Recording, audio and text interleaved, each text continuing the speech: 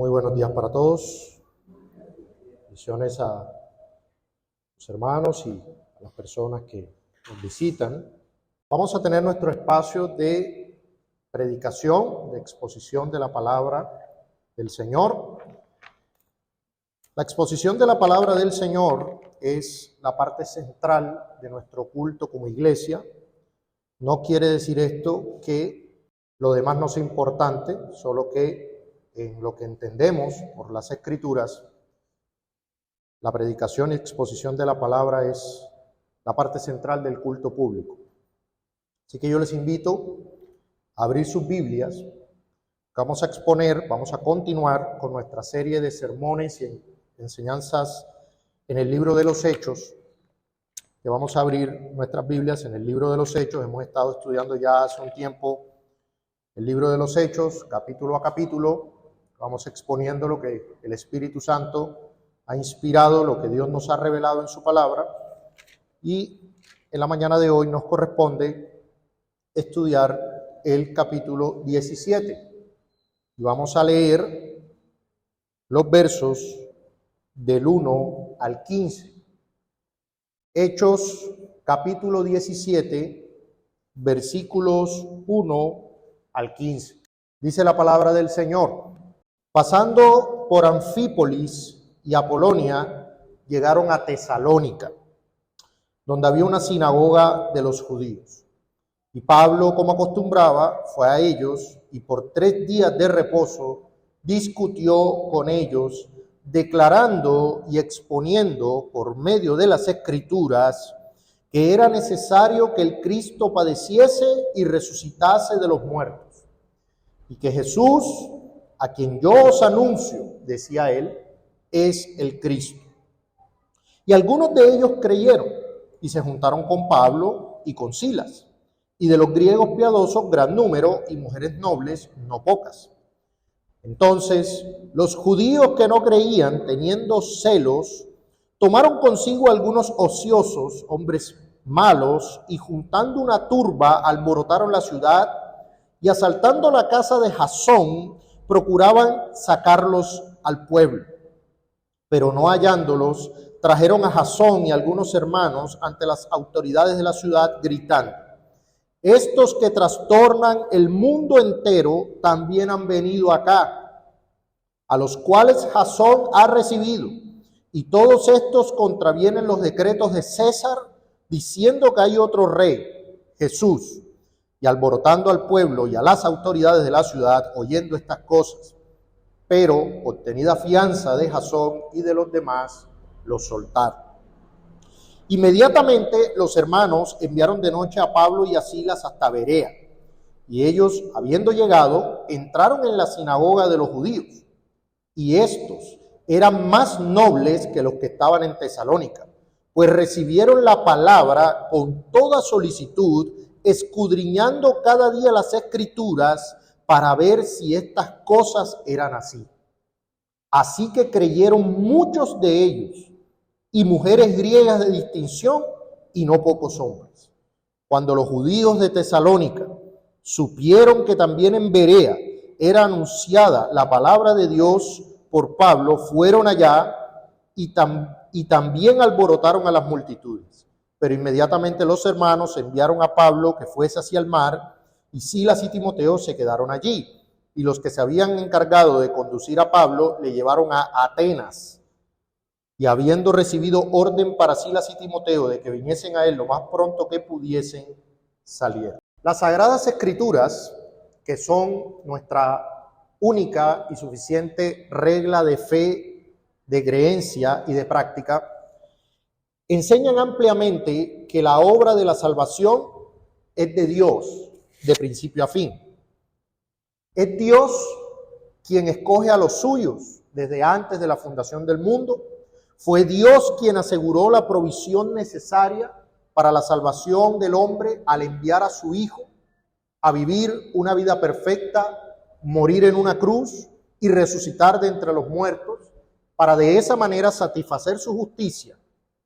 Y es Dios quien abre el corazón del pecador por medio de su Espíritu para que estos escuchen atentamente y puedan arrepentirse y creer.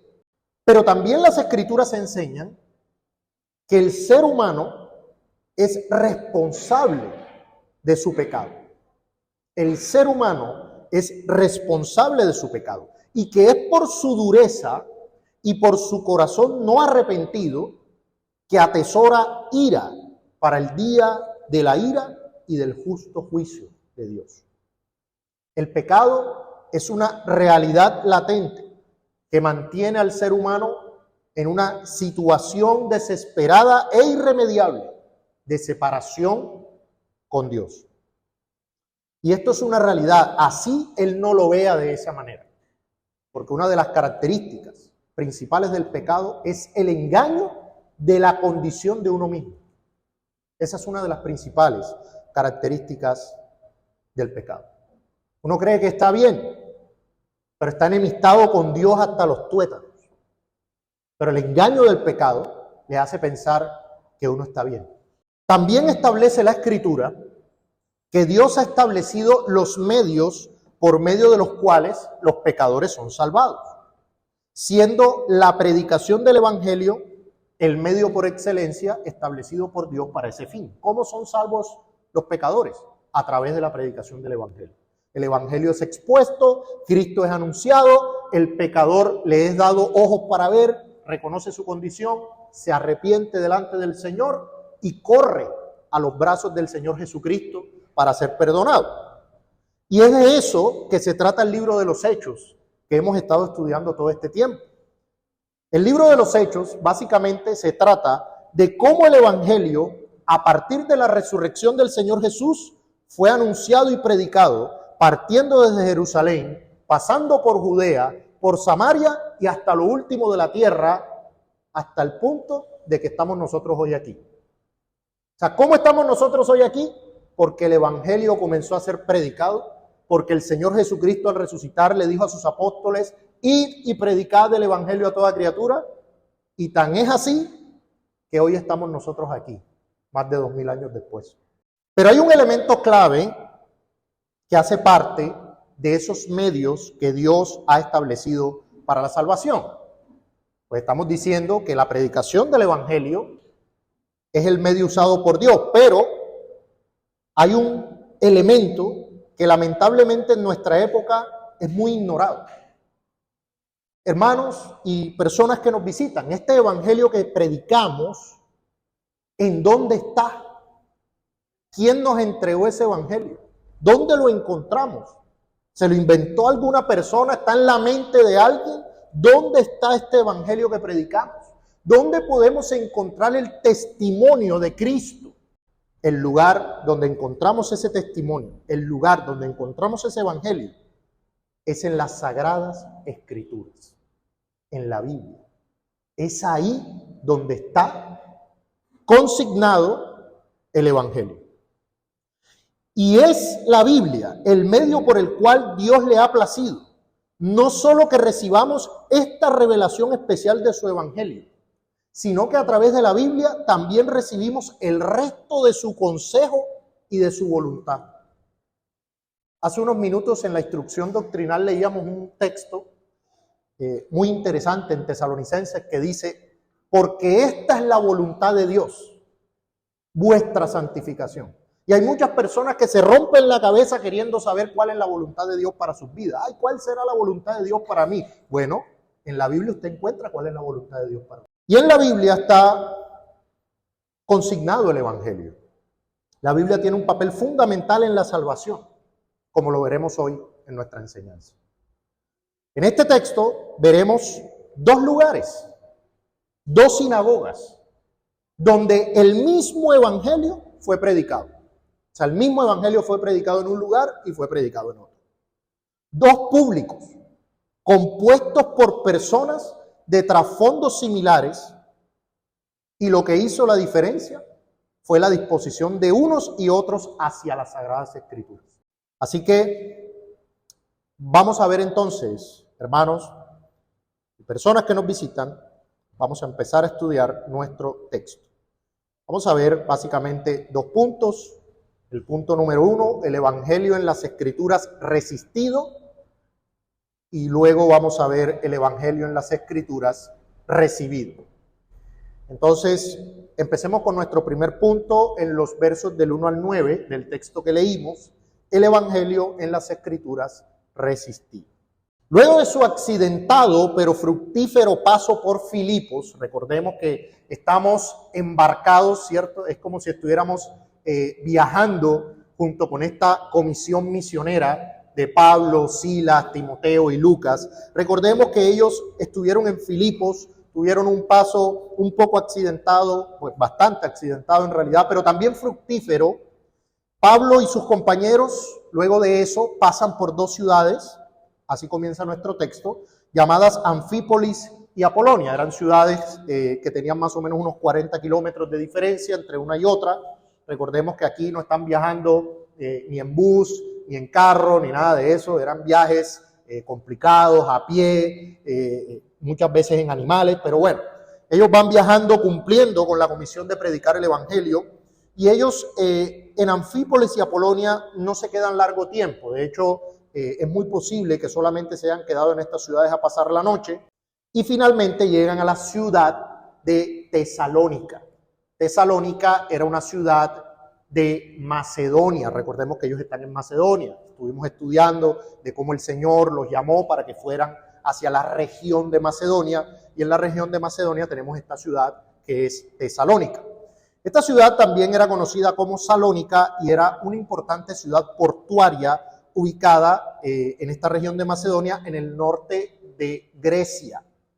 Esta ciudad estaba en una posición favorable para el comercio, lo que contribuyó a que fuera una ciudad bastante próspera. Culturalmente, Tesalónica era una ciudad muy diversa, ¿sí? Ahí había una mezcla de poblaciones griegas, de poblaciones romanas y de poblaciones judías. A nivel étnico y religioso, era una ciudad muy variada. La presencia de gran población judía en Tesalónica influyó particularmente en su cultura y en su sociedad. Ahora, en el contexto del cristianismo primitivo y del avance del evangelio por toda la región, la iglesia que se fundó en esta ciudad desempeñó un papel importante en el establecimiento y expansión de las primeras comunidades cristianas. De hecho, cuando usted lee la primera carta del apóstol Pablo a los tesalonicenses, en primera a los tesalonicenses capítulo 1, verso 8, el apóstol Pablo le dice a ellos lo siguiente: porque partiendo de vosotros ha sido divulgada la palabra del Señor, no solo en Macedonia y Acaya, sino también en todo lugar. Vuestra fe en Dios se ha extendido, de modo que nosotros no tenemos necesidad de hablar nada. O sea, esta iglesia que se fundó aquí en Tesalónica fue una iglesia muy misionera. O sea, fue una iglesia que expandió luego el evangelio por toda la región de Macedonia. Entonces, nuestro texto de hoy nos cuenta cómo fue el inicio de esa iglesia. Cómo fue el inicio de la iglesia en Tesalónica. O sea, estamos hablando de que ahí solo había judíos. Había griegos, había romanos, pero no había iglesia. ¿Cómo empezó la iglesia en Tesalónica? Bueno, empezó con la misión de Pablo y sus compañeros. Así empezó la iglesia. Dice en el verso 2 de nuestro texto que Pablo, tal y como acostumbraba, llegó a la sinagoga de los judíos. Esta era la práctica recurrente de Pablo, ¿no? Él llegaba a anunciar, siempre que llegaba a un lugar, anunciaba primeramente el evangelio a los judíos antes que a los gentiles, ¿sí? Y en Tesalónica, pues no fue la excepción. Y aunque nuestro texto habla de que fueron 3 días de reposo, el día de reposo, recordemos que era lo que para nosotros equivale el día sábado en este momento, que era el día de reposo del pacto antiguo. Aunque dice que fueron 3 días de reposo, entonces usted saca cuenta y dice, bueno, más o menos 21 días. En realidad ellos demoraron aquí entre 3 y 6 meses. O sea, fue una misión un poco más larga, 4 y 6 meses, más o menos. Y en el verso 3 nos encontramos con la primera declaración que nos enseña de lo que vamos a hablar. Y es que la escritura es importante en cuanto a la exposición del evangelio. El verso 3 dice que Pablo declaraba y exponía por medio de ¿qué? ¿Es que Pablo llegó y se lo inventó? ¿Es que Pablo llegó? No, Pablo exponía por medio de las escrituras que era necesario que el Cristo padeciese y resucitase de entre los muertos, para luego conectar esas profecías con la persona de Jesús, a quien él anunciaba, y mostrar que él cumplía con todo. O sea, básicamente el ejercicio de Pablo era tomar las Escrituras, mostrarle las profecías que hablaban de que el Cristo, el Mesías prometido, el libertador de Israel, quien traería la paz, el perdón de los pecados, tenía que padecer, tenía que sufrir y tenía que ser muerto y resucitar. Y luego conectaba esas profecías con Jesús. Él decía, este Jesús a quien yo les anuncio cumple con todas las profecías. Él es el Cristo. Hermanos, nuestro Señor Jesucristo, nuestro Salvador, padeció, sufrió el castigo de nuestra paz. Él sufrió, Él padeció, fue necesario que Él padeciera el castigo por el pecado de todos aquellos que creerían en Él. Si el Cristo no hubiese padecido, si el Cristo no hubiese recibido sobre sí el castigo de nuestros pecados, no podríamos ser salvos. Él pagó por nuestros pecados. Y en esas profecías podríamos seguramente, Pablo le citó el profeta Isaías. En su capítulo 53, verso 3, vamos a las Escrituras y veamos cómo ya la Biblia, ya la Escritura anunciaba que el Cristo debía padecer. Dice en Isaías capítulo 53, verso 3. Isaías capítulo 53, versículo 3. Hermanos, y esto que vamos a leer es una realidad. Si usted es un creyente, si usted ha puesto su fe en Jesucristo, esto es una realidad sobre usted.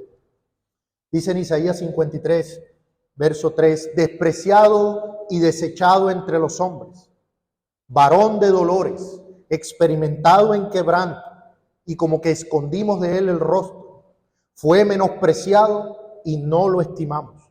Ciertamente llevó él nuestras enfermedades, sufrió nuestros dolores, y nosotros le tuvimos por azotado, por herido de Dios y abatido. Mas él herido fue por nuestras rebeliones, molido por nuestros pecados. El castigo de nuestra paz fue sobre él, y por su llaga fuimos nosotros curados. Hermanos, debemos glorificar a nuestro Dios por su misericordia y bondad al enviar este Salvador. Si Él no hubiese sido molido por nuestros pecados, si Él no hubiese sido herido por nuestras rebeliones, estaríamos en nuestros pecados. El castigo y la justicia vendrían sobre nosotros. Pero sobre que el Cristo debía padecer, no tendríamos tiempo de citar todos los textos, pero por ejemplo, el Salmo 22, para los que toman nota, el Salmo 22, 16 dice, porque perros me han rodeado. El Cristo, este era el salmista hablando, inspirado por el Espíritu Santo, me ha cercado cuadrilla de malignos, horadaron mis manos y mis pies, contar puedo todos mis huesos. Entre tanto, ellos me miran y me observan, repartieron entre sí mis vestidos y sobre mi ropa echaron suertes. Nosotros sabemos que esto se cumplió perfectamente en la persona de Jesús. Como los soldados romanos, cuando lo crucificaron, se rifaban las ropas del Salvador. Y dice en Zacarías capítulo 12, verso 10, y derramaré sobre la casa de David y sobre los moradores de Jerusalén espíritu de gracia y de oración, y mirarán a mí, a quien traspasaron, y llorarán como se llora por hijo unigénito, afligiéndose por él como quien se aflige por el primogénito. Mirarán a mí, a quien traspasaron. Y nosotros sabemos que ese sufrimiento, que ese padecimiento se cumplió perfectamente en la persona del Señor Jesucristo. Entonces, la Escritura era muy clara acerca del papel, del rol, de lo que tendría que hacer el Salvador para poder asegurar salvación para nosotros.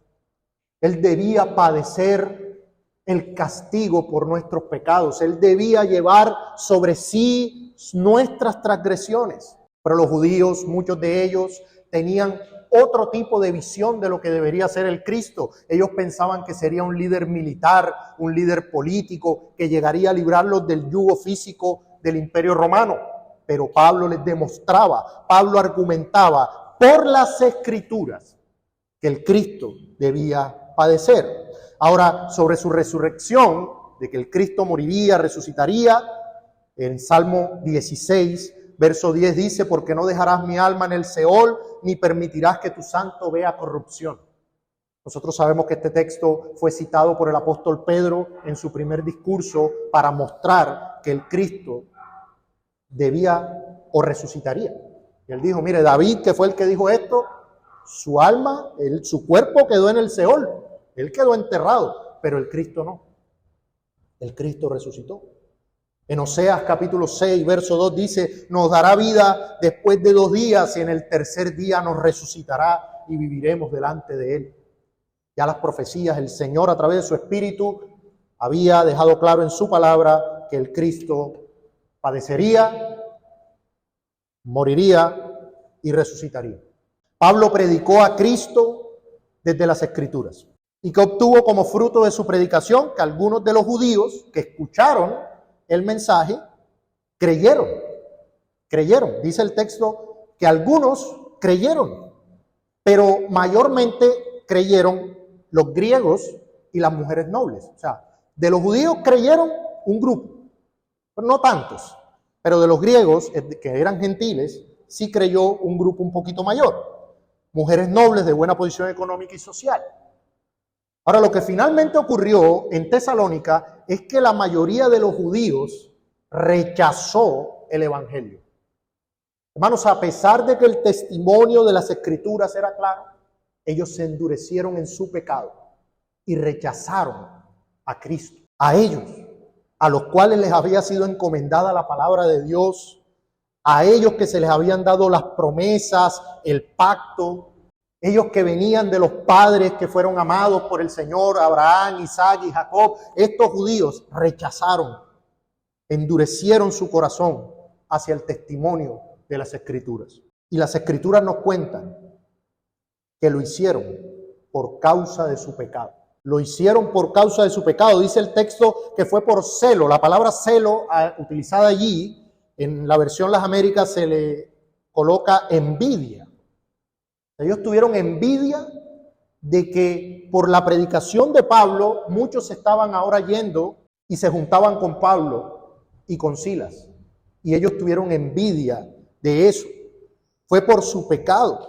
Y no contentos con no aceptar el testimonio de Cristo, no contentos con no aceptar el evangelio, maquinaron atacar a los mensajeros a través de una turba de ociosos, de perezosos, de desocupados.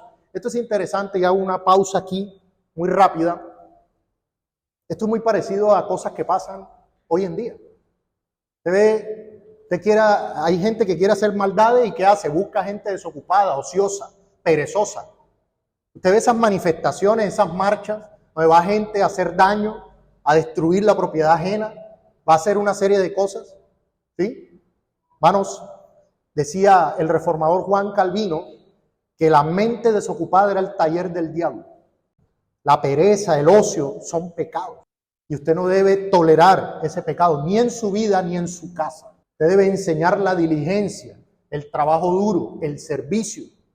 La pereza y el ocio no deben hacer parte. Mire, estos hombres, de hecho, culturalmente eran los hombres que se sentaban en las plazas a no hacer nada. O sea, no se sentaban en las plazas a llevar cosas, no. Ellos se sentaban ahí a no hacer nada. Como hoy usted ve esos grupos que se juntan en las esquinas, que se juntan en cualquier lugar a no hacer nada. De hecho, por ahí una noticia hace poco decía que en Colombia tenemos la generación de los ni-ni. ¿Sabe qué es la generación de los ni-ni? Los que ni trabajan ni estudian. Esa es la generación que tenemos hoy. Pero un creyente no puede aceptar eso en su casa. No, señor, aquí aprendemos diligencia, servicio, ¿sí? Trabajo, estar constantemente en actividad. Porque estos judíos buscaron esa turba de ociosos, perezosos y desocupados. De hecho, el texto les llama hombres malos. Hombres malos.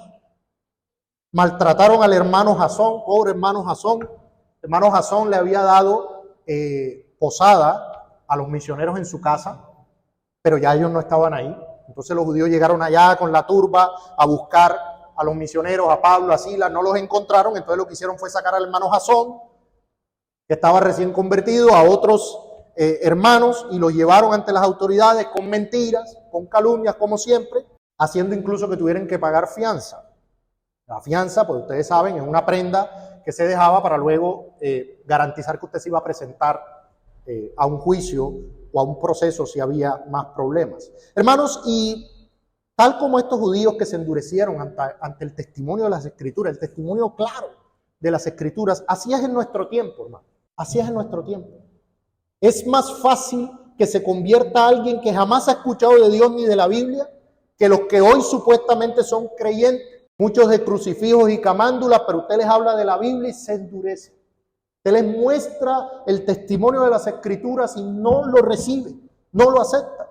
Miren, en este lado del mundo, casi todos tienen una Biblia en la casa, casi todos, a veces hasta más de una, pero por la rebeldía desechan su claro testimonio. Es la Biblia ahí abierta en el Salmo 91 llena de polvo, o en el Salmo 23, pero no quieren someterse a la voluntad de Dios que está ahí en esa palabra. Otros prefieren ver la Biblia como un simple libro antiguo, con historias interesantes, con cierto valor cultural, pero jamás aceptarán que es el testimonio de Dios y que demanda, porque es que la Escritura demanda ser creída y obedecida.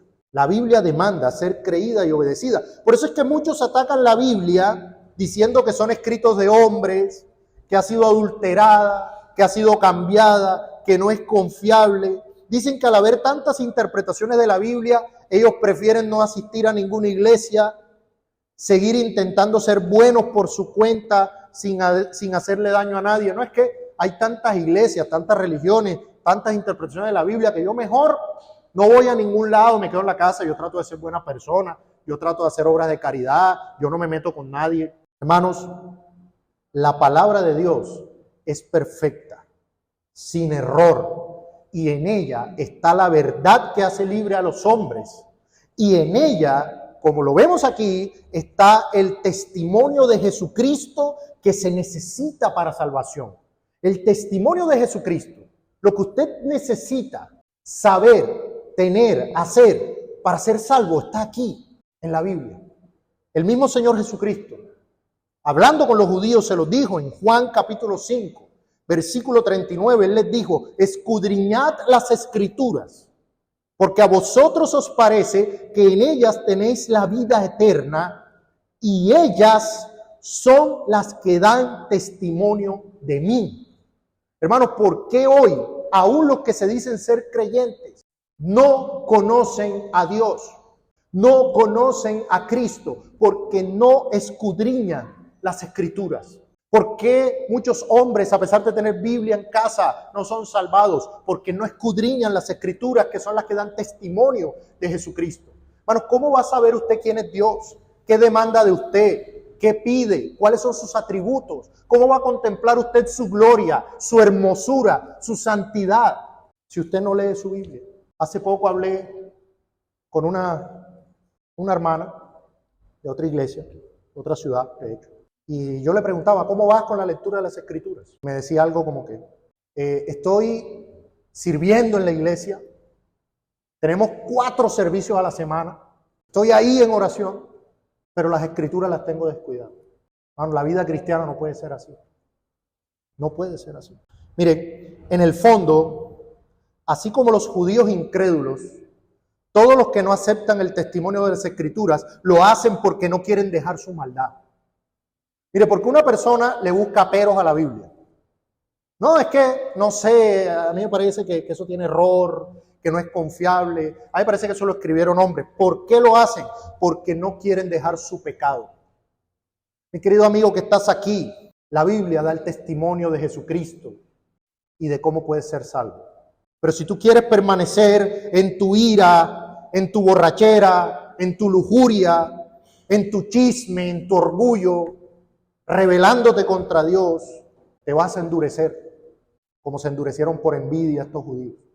Y si tú estás en estos pecados, déjame decirte que no estás bien y no importa cómo te sientas. La escritura es objetiva, no subjetiva. No es que yo me siento que estoy bien. Una vez discutía con un amigo, me decía, no, yo sé que Dios me bendice. Tenía como 5 mujeres, 10 hijos, practicando el pecado, la fornicación, del adulterio. Y yo le decía, Dios no te bendice. No, yo sé que sí, porque yo me siento bien. Yo siento que Él me bendice. No te bendice. Porque la escritura es la verdad, independientemente de cómo te sientas. Hermanos, los hombres que rechazan el testimonio de las escrituras saben que Dios demanda sujeción a su señorío. Y es algo que no están dispuestos a hacer. Por eso rechazan. Estos judíos no querían someterse a la autoridad de Cristo y rechazaron su palabra. Para más triste es que la iglesia de Cristo hoy tenga tan en poco la escritura y su testimonio. Hermanos, que los no creyentes lo hagan, pues uno lo entiende. Hay muerte espiritual y demás. Pero que la iglesia de Cristo, la iglesia que ha confesado al Señor, tenga en poco la escritura y su testimonio. Hermanos, pensamos que como ya creímos, pues ya no necesitamos la escritura. ¡Qué error! Sobre la importancia de la escritura, comenta el pastor John MacArthur, léala para ser sabio, créala para ser salvo, practíquela para ser santo. No, la escritura es la revelación perfecta que Dios nos ha dado, es un regalo de su gracia. ¿Cómo vamos a tenerla en poco? ¿Cómo vamos a menospreciarla? Mire, no leer, se lo voy a poner de esta manera, hermanos, el Espíritu Santo aplique esto a nuestros corazones. No leer y asimilar a diario la palabra de Dios es pecado. Se lo voy a poner de esta manera, hermano. No leer y asimilar la palabra de Dios a diario es pecado. Hermano, ¿cómo vamos a vivir sin la luz, sin la guía de la palabra en nuestras vidas? Y permítame decirle una cosa, no es por falta de tiempo. No es que a veces me enredo y no tengo tiempo de leer la escritura. Yo voy a proponer un reto sobre eso y que la falta de tiempo. Su celular tiene una sección en la configuración en donde usted puede ver cuánto tiempo ha pasado en las aplicaciones. Yo le reto a usted que vaya allá, no lo haga hoy, hágalo mañana, pero vaya allá a la configuración y busque cuánto tiempo ha pasado en las redes sociales. Y nunca más vuelva a decir que no leyó la Biblia porque no tenía tiempo. Eso lo dijo un pastor. El mayor uso de las redes sociales en el día del juicio será mostrar que la falta de devoción, de piedad, no fue por falta de tiempo. Vaya allá. Te lo voy a confesar, yo hice ese ejercicio algún día y cuando lo hice, ¡qué montón de horas! La Biblia dice que la palabra de Cristo tiene que morar en nosotros ¿cómo? Poquito. Abundantemente. Abundantemente.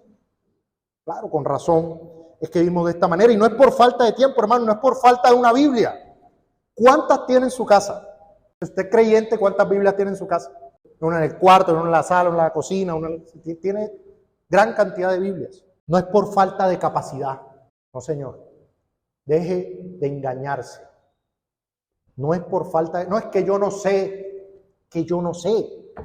Hermano, yo no sé. Bueno, cuando usted quiere hacer algo, que lo quiere hacer, aprende, busca, investiga, se aplica, pero va y lo hace. Va y lo hace. Entonces, eso es lo complicado que es hacer una receta. Y las hermanas van, buscan en YouTube, buscan la lista, buscan el paso a paso y lo hacen.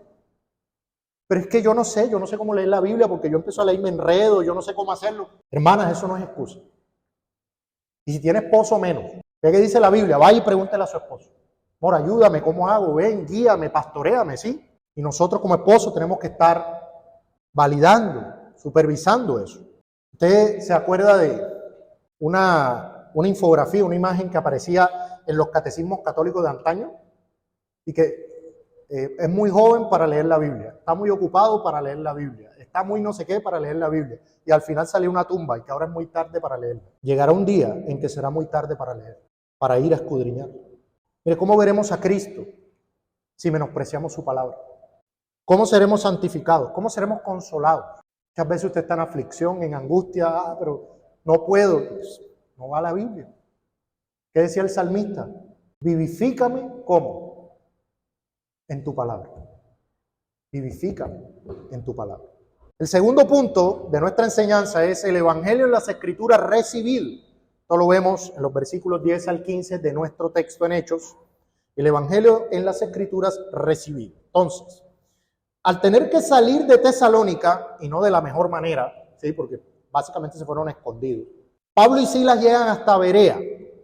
Y yo sé que todo creyente reformado que lleve algunos años en la fe ha leído lo que viene a continuación. Este es un texto que normalmente es usado para alabar la actitud de aquellos que con diligencia leen la Biblia, para corroborar que no les estén engañando. O sea, nosotros usamos ese texto para eso. ¿Sí? Mira, nosotros tenemos que ser como los de Berea, pero hoy como la gente no es como los de Berea, entonces por eso los falsos maestros se aprovechan, ¿no? Porque los falsos maestros enseñan y las personas no van a la Biblia a ver si eso es así, entonces le creen, la palabra del pastor es palabra infalible y nunca van a la Biblia a ver si eso es así. Y eso está bien, es correcto. La Escritura nos muestra que la diferencia, hermanos, entre los judíos de Tesalónica y los de Berea fue su actitud hacia la recepción del evangelio predicado. De hecho, en los de Berea dice que ellos recibieron la palabra con toda solicitud. Y luego, su disposición para contrastar lo que oían con la Escritura. O sea, Pablo llegaba diciendo, el Cristo debía padecer. Y ellos iban a Isaías a ver si era verdad lo que Pablo estaba diciendo. Y no importaba que venía directamente de un apóstol, porque cualquiera diría, no, era el apóstol Pablo, hay que creerle. No, ellos iban a la Escritura. La Escritura no muestra un Pablo ofendido, la Escritura no muestra a Pablo diciendo, no, pero ¿cómo así que no me creen? No, al contrario, la Escritura alaba esa actitud de nobleza, ¿sí? Pero, hermanos, como ya vimos en una enseñanza anterior, esta actitud de solicitud mostrada por los bereanos en realidad es equivalente a la atención que tuvo Lidia al escuchar el evangelio. Y sabemos que eso viene ¿de quién? De Dios. O sea, nosotros solemos solo quedarnos con el hecho de que ellos se beneficiaron espiritualmente porque fueron muy nobles, muy solícitos. Solemos quedarnos con eso, y vuelvo y les repito, eso está bien y usted puede aplicar eso. Hermanos, así que aunque está bien y podemos aplicar el texto para llamar a los pecadores a que presten atención a la Escritura, y como creyentes para ser más diligentes en estudiar la Escritura para no dejarnos engañar, en realidad, hermanos, cuando usted lee con cuidado el texto, la diferencia en la salvación estuvo en que el testimonio de las Escrituras fue aplicado en los corazones. O sea, el peso del texto no es tanto el tema de la solicitud o de la nobleza de los bereanos, sino que como ellos fueron a la Escritura, tuvieron más beneficio espiritual por causa de que lo vieron en las Escrituras. Hermanos, notemos cuidadosamente el texto. Dice, escudriñando las Escrituras para ver si estas cosas eran así. Punto. Así que creyeron, ¿cuántos? Muchos de ellos. ¿Cuántos creyeron en Tesalónica? Algunos. ¿Cuántos creyeron en Berea? Muchos. ¿Cuál fue la diferencia entre los dos? Que estos eran más nobles. O sea, sí, pero ¿cuál fue la diferencia? Que fueron a la Escritura. Se lo voy a explicar con un verso.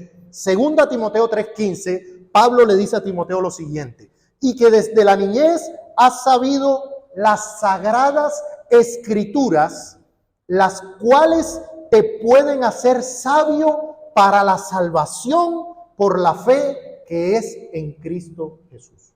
¿Qué fue lo que pasó con los bereanos? ¿Por qué creyó mucho pueblo, mucha gente de entre ellos? Por lo que dice Pablo en 2 Timoteo. Porque fueron a la Escritura y la Escritura los hizo sabios para salvación. Permítame reforzarlo con otro texto. Santiago capítulo 1 verso 18 dice a los creyentes, Él de su voluntad nos hizo nacer por la palabra de verdad. Hermanos, el testimonio de Cristo, el testimonio del Evangelio, ¿dónde está? ¿Dónde lo encontramos? En las Sagradas Escrituras. Y como los bereanos, fueron a las Sagradas Escrituras, ¿qué pasó? Se convirtió gran número. Se convirtió gran número. Hermanos, la palabra de Dios, las Sagradas Escrituras son las que nos vivifican. ¿Por qué, hermanos? Porque como lo aprendíamos en la instrucción doctrinal, las Escrituras, la palabra de Dios, son la materia prima que usa el Espíritu para transformar nuestros corazones. Las Escrituras, la palabra de Dios, es la materia prima que usa el Espíritu Santo para transformar nuestro corazón. ¿Qué implica eso? Que no leer la Biblia y esperar crecer espiritualmente es imposible. No leer la Biblia y esperar ser santificado, cambiado, fortalecido es imposible. Imagínese que usted va a hacer una reparación compleja del motor de un carro y usted va a la caja de herramientas y cuando abre la caja está vacía. ¿Qué va a arreglar? Así pasa cuando muchas veces estamos ante una situación que requiere sabiduría espiritual, que requiere obediencia de nuestra parte, pero no tenemos nada en la mente de la palabra de Dios para saber qué hacer, porque no leemos. ¿Sí? Usted entra en aflicción y ¿cómo viene el consuelo? ¿Cómo viene el consuelo? Por la palabra, por la palabra. Un compositor de himnos perdió a su hijo murió. Y él obviamente hizo duelo y cuenta que halló consuelo en un texto que decía, y es un texto fuerte, o sea, uno se imagina, no, fue a los salmos y tal. Halló consuelo en un texto que decía, ¿y acaso no me es lícito hacer lo que yo quiera con lo que es mío? Y se consoló. Hermanos, ¿cuántos muertos espirituales no han sido salvados por un verso de la Biblia? Yo hace poco aquí les contaba la historia de un asesino serial condenado a cadena perpetua leyendo el Salmo 34. Se encontró con el verso que decía, y este pobre clamó a Jehová y Jehová le oyó y le libró de todas sus angustias. Y esa fue la materia prima que el Espíritu Santo aplicó en el corazón para regenerarlo. Hermanos, nosotros queremos ser más obedientes, queremos que nuestra ira baje, que nuestra lengua se controle, que nuestros malos pensamientos se vayan, tener más amor por nuestros hijos, educarlos correctamente, pero no tenemos la materia prima, no tenemos sustancia para que el Espíritu Santo traiga a nuestra mente, a nuestro corazón y poder hacerlo. Usted viene, estalla en ira, pero usted no es capaz de acordarse que la Biblia dice que la ira del hombre no obra la justicia de Dios. Usted no es capaz de acordarse cuando está hablando lo que no debe, que en el libro de los Salmos dice que alejes tu lengua de engaño y que tus palabras no hablen mentira. Usted no se puede acordar, porque usted no lee las Escrituras. Debemos recibir la palabra de Dios con toda solicitud, acogernos a sus mandatos, obedecer sus preceptos. De los tesalonicenses, por ejemplo, de los que sí recibieron la palabra, se dice que se convirtieron de los ídolos para servir al Dios verdadero. La Escritura muestra que ir a ella para ser instruidos es sinónimo de nobleza. O sea, la Biblia dice que los de Berea eran más nobles. ¿Por qué? Porque ellos fueron a la palabra. ¿Qué quiere decir eso? ¿Cuál es la implicación de eso?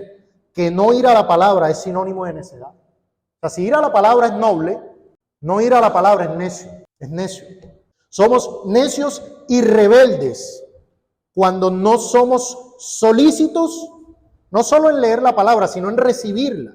Que a veces no solo no la leemos ni la escudriñamos, sino que tampoco la recibimos ni siquiera por otros medios. Mira, a veces estamos en el culto público y en la lectura pública es que vamos a buscar el agua, es que vamos al baño, estamos con la mente dispersa, no seguimos la Escritura, no decimos amén. Mira, al momento del sermón no tenemos interés, nos dormimos, nos desconcentramos por cualquier cosa, no tomamos nota para validar luego si las cosas que se dijeron son así. Yo voy a decir algo, voy a dar un texto aquí para decirle que tomar nota es obligatorio, pero sí le voy a decir una cosa. La mente no está hecha para guardar grandes cantidades de información. O sea, la mente humana, la memoria, bueno, usted a veces ve algo y ya se le olvidó a los 5 minutos. O sea, la memoria, en realidad, la mente humana es para ser creativa, para pensar, para razonar, pero no es para guardar un volumen de información grande. Entonces, usted, hace poco en una enseñanza que tuvimos, los varones sabrán, tuvimos el martes con el pastor Juan Pablo Cruz, nos hacía una pregunta bien retadora. ¿Sí? Una pregunta que uno quedó tremendo. Él decía, ¿usted se acuerda que se predicó hace 15 días en su iglesia? Más aún, ¿cuál de las cosas que se predicaron usted está aplicando activamente en su día a día? De lo que se enseñó en la iglesia local. Lamentablemente, esa es la razón de la profunda ignorancia bíblica que nosotros tenemos. Y nosotros, como reformados, tenemos una carga adicional. Pues nosotros decimos que somos, ¿no?, los que tenemos la doctrina, la palabra. No había gente más estudiosa de las Escrituras que nuestros antepasados reformados. Los reformados nos verían hoy a nosotros. Ustedes son reformados. ¿Reformados de qué? ¿Reformados por qué? Nuestro texto finaliza con Pablo llegando al centro cultural y filosófico más importante de la historia humana. Cuna de Sócrates, Platón, Aristóteles, etc. Pero bueno, lo que pasó allí, pues lo veremos en la próxima. Llegó a Atenas, Grecia.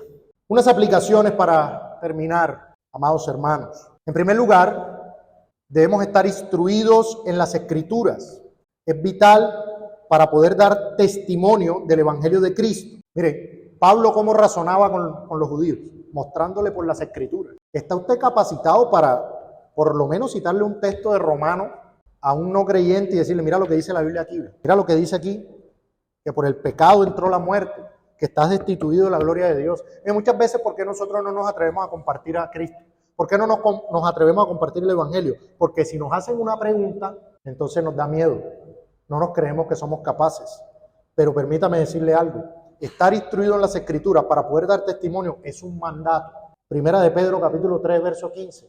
El apóstol Pedro dice que debemos estar preparados para presentar defensa de la fe que hay en nosotros. Pero si usted no está preparado, usted no está cumpliendo con eso. Segundo, debemos recibir el testimonio de las Escrituras y obedecerlo. Cuidar que nuestro pecado no nos engañe para de esa manera deshonrar a Cristo. Estos judíos que no recibieron la palabra, no la recibieron por su envidia, por su pecado. Entonces, cuando nosotros recibamos la palabra, que el pecado no nos engañe. Mira, a veces usted recibe un mandato de algo que usted no quiere hacer, pero el mandato está ahí, el mandato no se va a ir. Debemos obedecerlo. Debemos someternos a la autoridad de Cristo. Si la Biblia dice esto, bueno, no me gusta, no es tan fácil, pero el Señor me lo está mandando. Yo debo aceptarlo, que mi pecado no me engañe, para empezar a ponerle trabitas, para empezar a aplicar esas micro rebeliones, ¿sí? No, eso tiene matices, ¿no? A veces el mandato es claro, pero eso no lo podemos entender así, ¿no? Debemos recibir, aceptar con nobleza, con solicitud el testimonio de las Escrituras. En tercer lugar, es algo que ya hemos dicho, pero igual el texto nos los muestra nuevamente, y si nos los muestra nuevamente, el Espíritu Santo nos está repitiendo lo mismo, es porque así lo quiere. De hecho, esta vez hasta le pone nombre propio, y es que la persecución por el Evangelio es una realidad para el creyente. Usted cree, mucha gente viene a la fe, ayer precisamente hablaba sobre eso, muchas personas vienen a la iglesia cuando tienen un problema, cuando su matrimonio va mal, cuando no tiene trabajo, entonces ahí es que va a buscar a Dios. No, yo voy a la iglesia, voy a buscar a Dios para que se me vaya el problema. Pues permítame decirle algo, cuando usted venga a la fe, lo que va a haber es problemas. De hecho, el Señor Jesucristo no prometió que no iba a haber problemas, de hecho prometió lo contrario. En el mundo tendréis ¿qué? Aflicción, pero confiad, ¿no? O sea, tenemos el consuelo, tenemos la fortaleza, ese castillo fuerte, esa roca inconmovible, está ahí, pero tendremos problemas. El pobre hermano Jasón apenas creyó enseguida, ¿sí? Lo cogieron, lo llevaron, lo presentaron a la autoridad, tuvo que pagar fianza y después de eso, o sea, se vio perjudicado, por decirlo así, no solamente física, emocionalmente, sino también económicamente, porque tuvieron que pagar fianza. Entonces, esto es una realidad, hermanos. Y en este lado del mundo tenemos un cristianismo muy cómodo, pero es una realidad de la que tenemos que estar siempre.